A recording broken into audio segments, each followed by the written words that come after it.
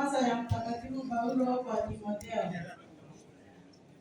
Mwanangu, uyafundishe haya na kuyasitisha.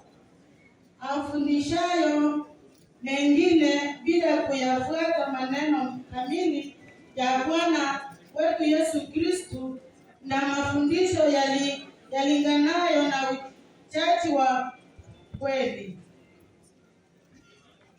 Huyo amepofuka, hajui neno, ni mgonjwa kwa udadisi na kushindana kwa maneno matupu.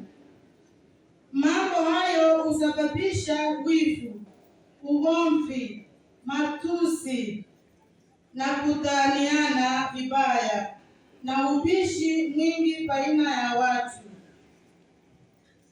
Hao wamerukwa na akili na wamepotewa na ukweli, na wanadhani pamoja na wateule wako ili siku ya ufufuko afunguliwe mbingu za mauti, apate kufika mbele yako kwa njia ya Bwana wetu Yesu Kristo, mwana anayeishi na kutawala katika umoja wa Roho Mtakatifu, Mungu daima na